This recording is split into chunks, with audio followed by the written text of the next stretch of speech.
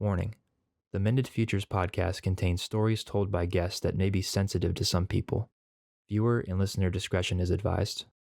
The opinions expressed by guests do not reflect the views of the hosts and/or producers of this podcast. So each episode, we ask a question that has to do with the title of this podcast, Mended Futures. And today's guest painted a picture and may have blown our minds a little bit. Yeah, it was gonna keep what you said. Yes.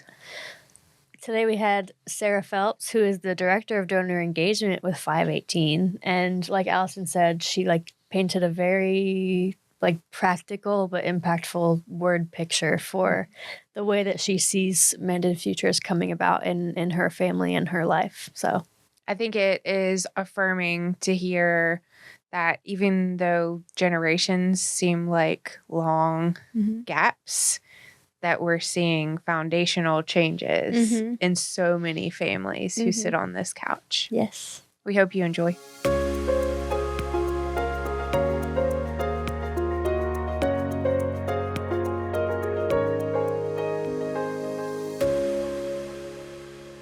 Sarah Phelps, hi. Hi. Who are you? That's a big question. I always contemplate that question when I listen to the episodes. And when you asked me to be a guest, I was like, oh crap. Like, how do you now I don't know who I am. What's my identity? Yeah. All the things. Tell us all the things. So I'm the director of donor engagement with FIVE18. In my personal life, a wife, a dog mom, Yes, ma'am. sister, daughter, community member. Amazing. I love your dogs. I think about your dogs all the time. So what was your introduction to the nonprofit space? I got my first nonprofit job right out of college. I worked for a nonprofit federation similar to United Way, where there was a bunch of members that we worked with, and we did applications to workplace giving campaigns, largely the federal government. So we had about 140 charity members where we filled out the application for them and helped them fundraise through workplace giving campaigns. So that was my first introduction to the nonprofit space. And I loved that job. It was so cool to be part of the success of so many amazing organizations. Sometimes I can be indecisive and if my resources are limited, how do I choose from so many great organizations doing great work? So that job allowed me to be a small part in the success of a lot of different organizations, which was really fantastic. And we got to go and represent our members at charity events and tabling opportunities and stuff like that. So that was a really cool job. And that was my introduction to nonprofit work. And then this is my first job in the child welfare space. Nice. Have you had another job in between? Because I've had lots of jobs in between. I didn't know that was going to be your answer. So I didn't know that about you. So you've fundraised. That's a word, right? You've been fundraising in various ways, in a macro way and in a more niche way. Yeah, this is the most broad fundraising job I've ever had.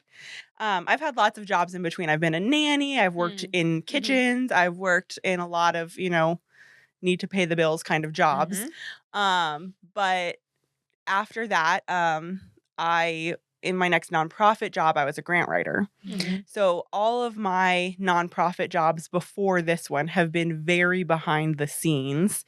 And I'm an introvert. I'm a little bit shy. And this job has stretched me and made me grow in a lot of really big ways that don't necessarily feel natural, but they feel good and they feel right, even if that growth is hard. Yeah, because this isn't the first position you've been in at FIVE18. You've always been on the donor engagement team, but you had a different position and then you were moved up to director. Correct, yeah. So what was that like when they were like, hey, would you be our director? completely unexpected. Yeah. So I had been with the organization just barely 2 years, and I was basically a donor engagement manager. I did all of the grant writing and had a small portfolio of donors when I was in my previous role, but really very little management experience. I had we had some transition, and I supervised a part-time person for a short amount of time, but I had basically no people management experience. And so I was shocked that they asked me. But I trusted Jeff and trusted the leadership. And I thought if they think I can do it, I guess I can do it. Yeah, that's cool. And you have the best team. We love your team. We love I love them collaborating too. with you Shout guys. out. Yeah. So what's it been like to kind of choose them and learn how to lead them? I think honestly that's been a huge advantage for me that I was able to hire all 3 of them, and I wasn't coming into a team that was like already established and already had their culture and rhythms, that we were able to build our own culture and rhythms. So we have 3 teammates, and they're all amazing, and they're all in their 20s. I'm like a decade older, so they call me mom. I'm used to being like the youngest and like the cool fun one, and now I'm mom of the team. You'll always be the cool fun one. Don't worry. But if you're a mom, then I'm like grandma. They make my job easy, and they make leading them very easy and exciting, and we are very collaborative together. So it's a really cool team to work with. I think you are modeling what the next generation of donor engagement is going to look like. In a collaborative way, in a care standpoint, in a team fashion. It's fun to watch. It's fun to watch you all. Thank you. That means a lot. I have had a lot of really bad leaders in my own career, and I recently got my master's degree in nonprofit leadership.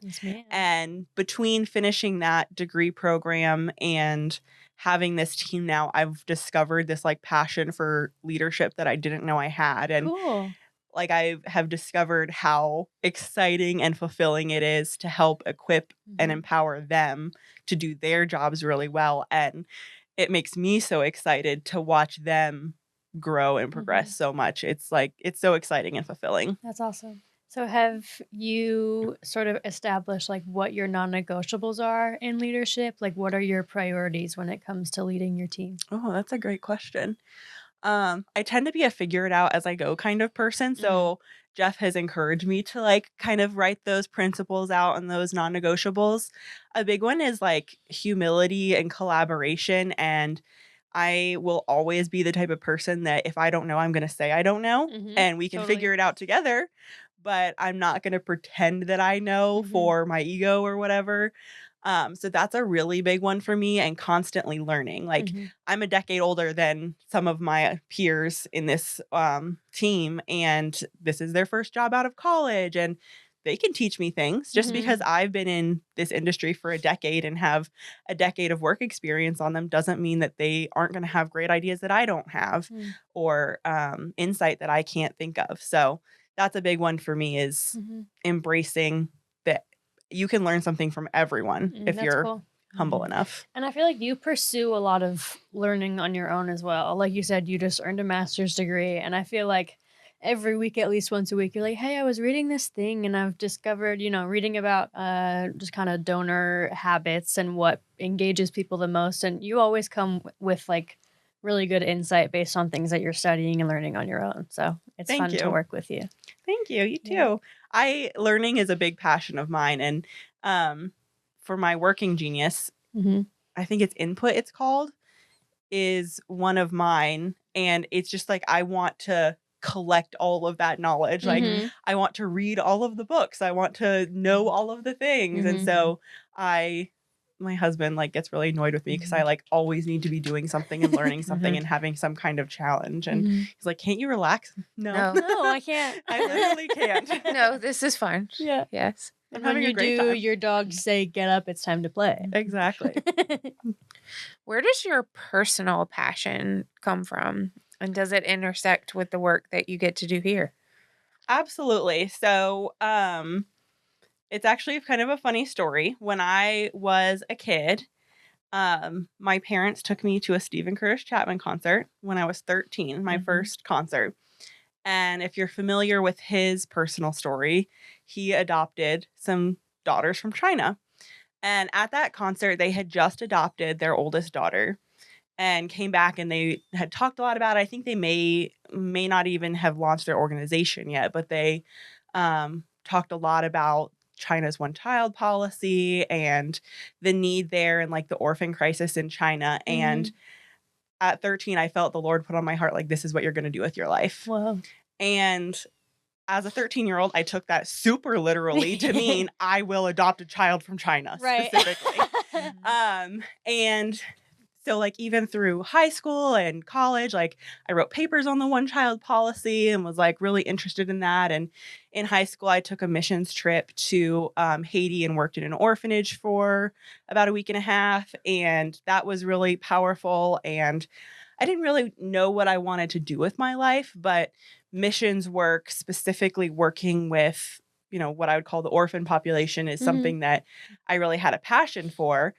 But also on another side of things, I was really getting involved in political campaigning and like policy and campaigns and things like that. So I really loved that stuff too. And when it came down to finishing high school and what my next steps were going to be, I had either move abroad and work in an orphanage or go to college and become a political campaign manager. Oh my God. It could not be two worlds apart things. Yeah. And I did not know what I wanted to do. Hold on, let's time out for a minute though. Have you somehow figured out how to do both now? Because you are a campaign manager.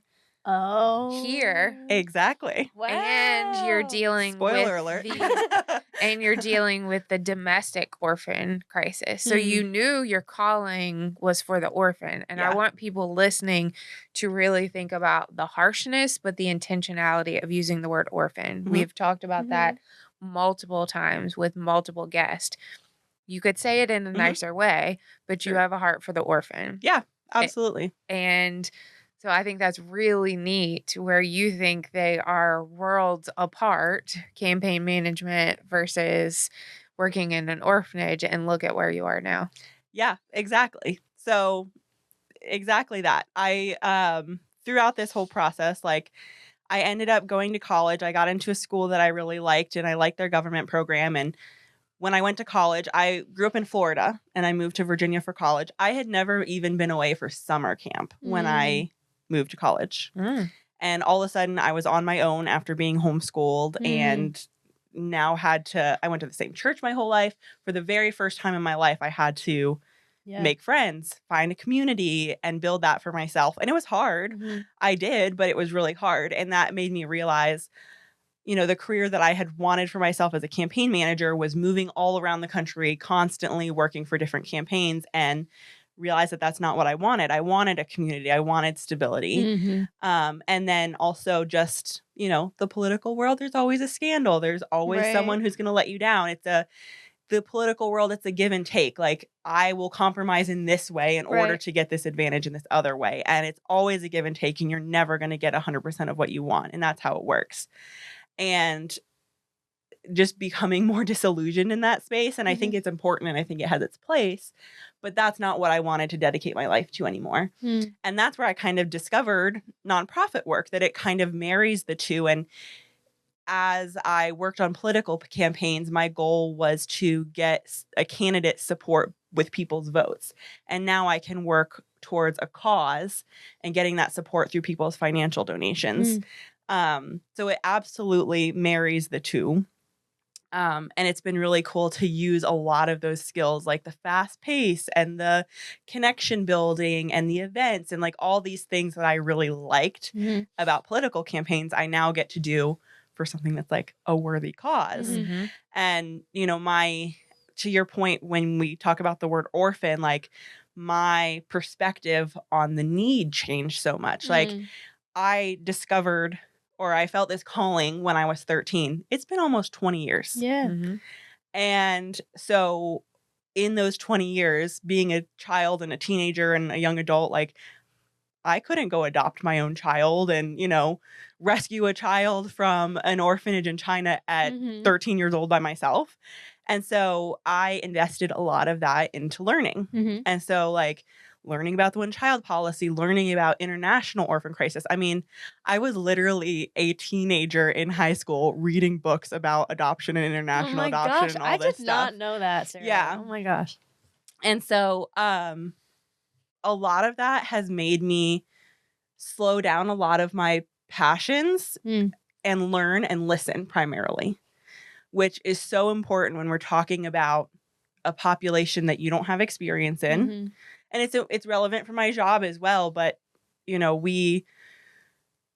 people who have been through that experience of losing family via death or state custody or whatever have such a particular life experience and trauma around that I got to take those 20 years basically and just listen and reading their experiences or following, former foster youth on social media. I got to learn so much about, what is helpful from their lived experience perspective, which made me less of like, oh, I'm going to come save you and adopt you or whatever. Like it really changed my perspective by just learning and listening, and learning about no matter what, it's trauma, even if it's a positive thing, even if it's necessary, it's a trauma. And we would love to prevent that whenever possible. And just the need here in our own backyard and the families that are broken here. Obviously, there's needs internationally as well, but there are neighbors who are struggling with these kinds of things and whose families are broken. And, we're not here to save them, but we're here to be a community alongside them. I think we need to reiterate something that you just said. Because when I do get to be in meetings with you, when I am in spaces with you, you are such a great listener. So you practice what you're preaching right now. And you just dropped a nugget. Foster care, even the best foster care is trauma. Adoption, even the best adoption is trauma. So once we know that being with the biological family or in a kinship placement is less traumatic. It's when you know better, you do better. And, it's the reason why there's more of a focus on prevention and reconciliation instead of intervening at this point. So I think that's worth mentioning because some people really have those things on their heart. And if intervention is your heart, that's still necessary. Absolutely. We'd like to see fewer and fewer needs, but it's trauma. Yeah. How does your desire and skill of listening and learning transition into how you seek to engage donors?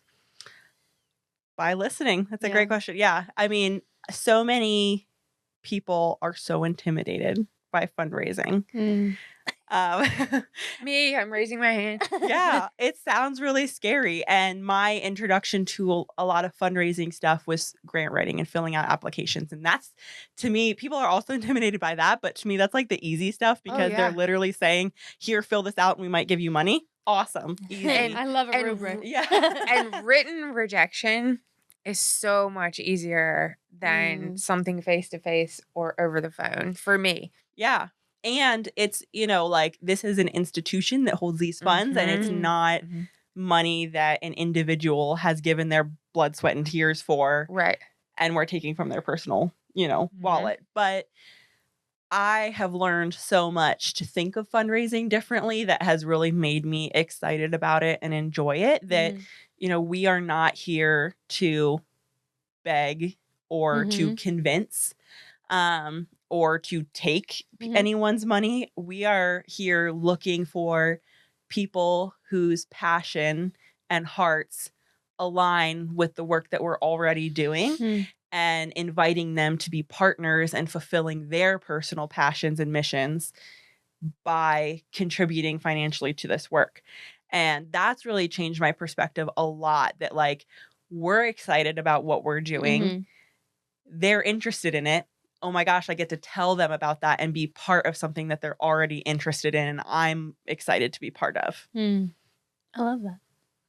It's so simple, like it's like it seems so obvious. And we've talked about, I think with Adrienne Lewis, like the invention of Care Portal, like it's like, oh, it's right there. Of course you would do it this way. Why would anyone not do it this way? But like, it's just funny how many people kind of tend to miss the mark on that. But yeah, I think your team works so effectively because you guys care so much, both about what you do and what the organization does and about the people that you interact with.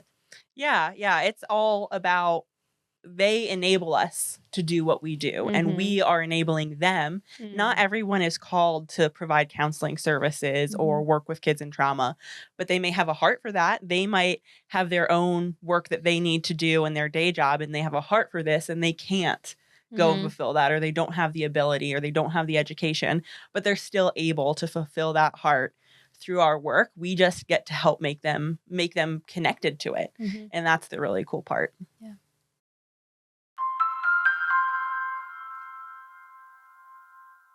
Hey friends, let's talk about real impact. Imagine a single mom struggling to keep her family together or a child sleeping on the floor because they don't have a bed. Now imagine you being able to meet that need. That's exactly what happens every day through Care Portal. Care Portal is a platform that connects real-time needs from local children and families to people like you, churches and individuals who want to make a difference. With just a few clicks, you can step in, meet a need, and build a meaningful connection that changes lives. This isn't just charity. It's the church and the community coming together, showing up in love and action. So if you're ready to turn compassion into action, visit careportal.org and see how you can be a part of the movement, because connection changes everything. Visit careportal.org for more information on how to sign up and start meeting the needs of children and families in your own zip code. Once again, that's careportal.org. Thank you, Care Portal, for sponsoring the Mended Futures podcast.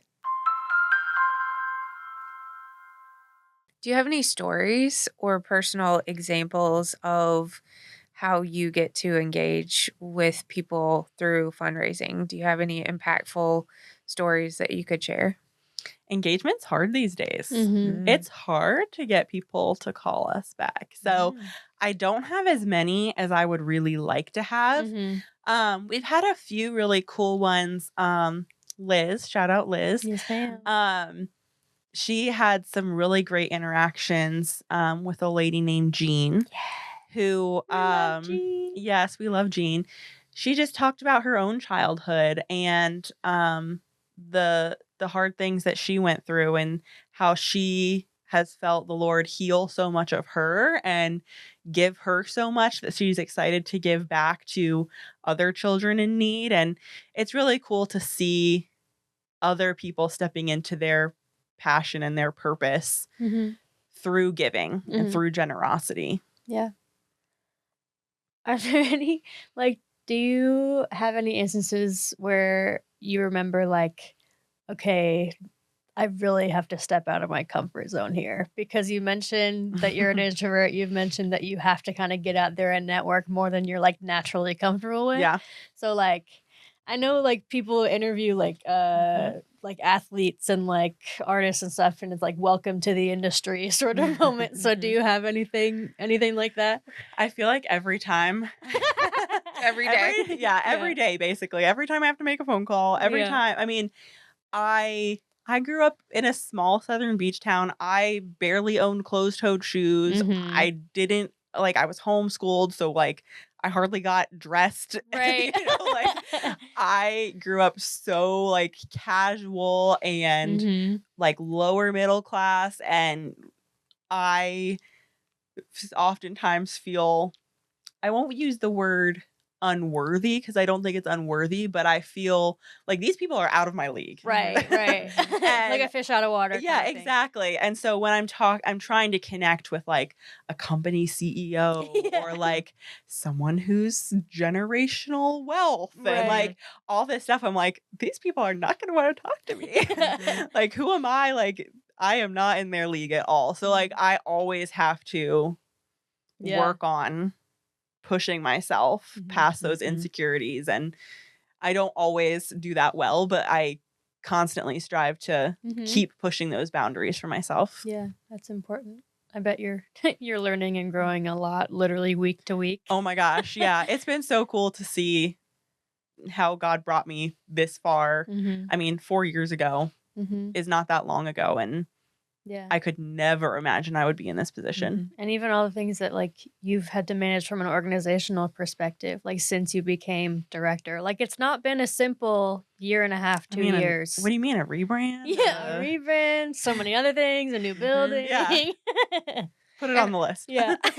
I do think it's important for people who are listening to think about, what's your comfort zone. And, we've had a lot of people sitting on that couch when you get the calling or you feel the nudge. Are you going to listen? Are you going to do it? Are you going to say yes? Are you seeing more miracles now that you're stepping out of your comfort zone? Are you able to see more of God's work? Are you able to see more of 518's work because you're stepping into something that's uncomfortable? Absolutely. Even just in myself, in my own growth, I've seen it. Like, I can't even tell you, like, I've lived in so much anxiety for so long. And that doesn't mean that I still don't have anxiety. I certainly still have anxiety. But I have seen so much personal growth for myself that is so cool. And that right there is worth it. And it's something that I asked each team member as they interviewed for their positions. How do you feel about instant gratification versus investment in the long game? Because fundraising is a long game. It's about relationships and it's about partnerships, and those don't happen overnight. And my team, we've only been established as a team for a year, not even fully a year. Going on a year. Yeah, going on a year. And so we haven't had as much connection opportunity as I would like to see, but I know we're in it for the long haul. And I know that we are, every time we call someone and we want to chat or we ask someone for coffee and they don't respond, it's taking the step in faith that we know that it's going to produce fruit. And that's where we are right now, is that we're putting all this investment out there and we aren't seeing quite the return. We're starting to see some returns of that, but relationships take time and building trust takes time. And we are all new in our positions and we don't expect people to trust us yet. Talk a little bit about Coffee Connections, because that's been a brave thing to do. And I will say, fundraising was scary to me pre-pandemic. Post-pandemic, it's terrifying to me because you're not seeing people come back to things in person like they might. So talk us through Coffee Connections and what are you gaining through that fundraising strategy? So Coffee Connections is utilizing what's called a point of entry event. So we invite people about once a month to come to one of our locations and get a story tour of what we do. So we invite a board member, a senior leader, and a program staff person to come and speak to the why, the what, and the how of our work. And this is open to everyone. And our goal for this is that we're able to make connections and people will find, as you like to say, their place along the river and their spot where they fit and they can be engaged. And it's been producing some really cool connections and partnerships. And we've had people who want to volunteer and want to come to our fundraising event. And it's really just a time to build connections and introduce people to the concept of the river. We watch the river video every time. And I think you're showing the community, as you're becoming 518, the importance of reconciling families, the importance of mental health in a overtly Christian organization.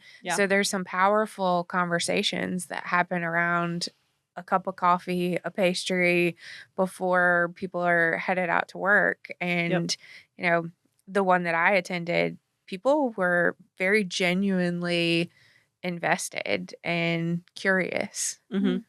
Yeah, 518 does a lot of different things, and people don't tend to know the breadth of the work.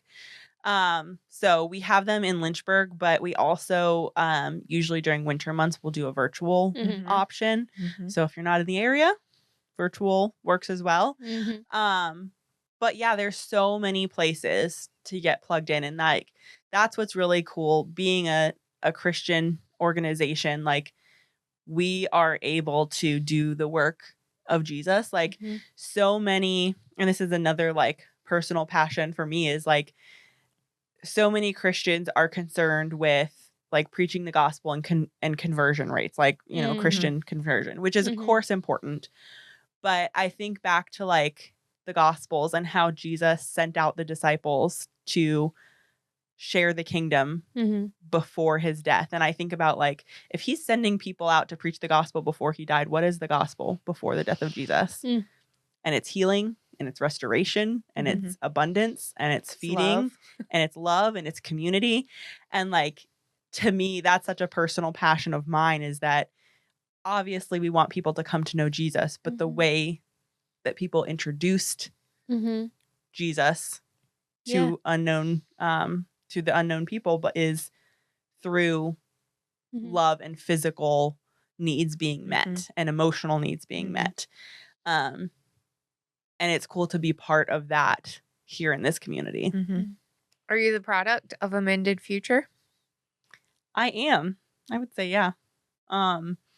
My parents both grew up with their parents still married, and my parents are still married, but that doesn't always mean everything was healthy. So my parents gave us a better childhood than they had. And there were still imperfections, and there's still hurt, and there was still pain.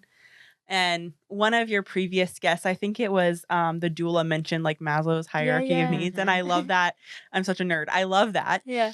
And I think about like, you know, my parents were concerned with like lower tier things that they didn't have in their childhood. So like physical safety. Security. Yeah. Physical safety and security was a concern for them. And so they were able to give that to us. And then now in our generation, we are more concerned with like, all right, we had the physical safety piece. What about the emotional safety piece? Yeah. So it's been cool to see generationally how things have been slowly mending. And sometimes it takes some generations. And but absolutely. And you know, it's been cool to see the Lord work. They're like first generation. My parents are first generation believers, and just the growth that God has brought through our family through the past couple generations. Yeah, that's cool. I like that you bring in the perspective of the previous generations in your family too, because so often we talk about, you know, how much change can be made in a single generation, but at the same time, at no point will one generation heal every trauma or fix every problem.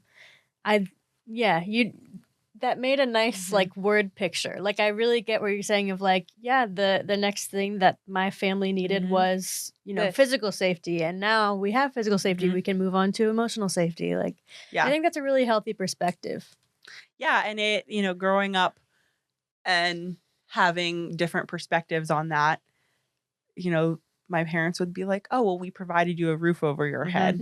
You're like, but is that enough? Exactly. And that's been a growth process too, of learning like from their perspective, how much of a jump that was. When I was younger, I just saw the gaps. And now I can see with some distance and perspective, you know, the growth that was for them. And I can go to therapy and work on the next piece. Right. Totally. Yeah.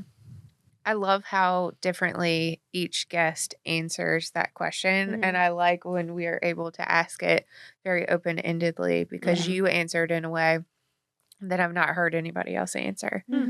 Totally.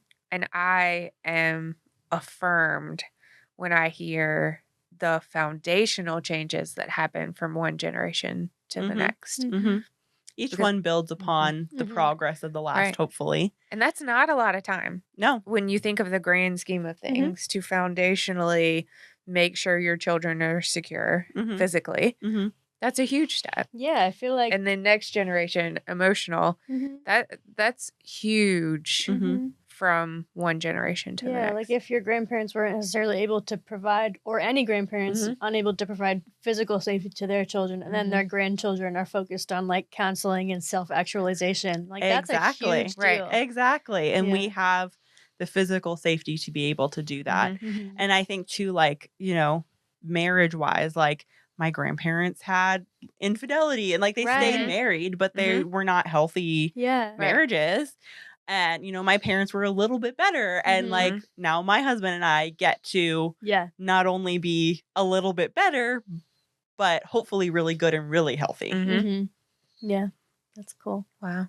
Anything else that we didn't ask you that you would like to share? I'm really proud of you because you being on that couch. Yes, it's taken so long to get you here. Yes, is a big step. It is. It is. I would just encourage people to step into generosity, and it's a interesting time that we live in, and there's a lot of divisiveness. And so continuing to approach things with curiosity and listening.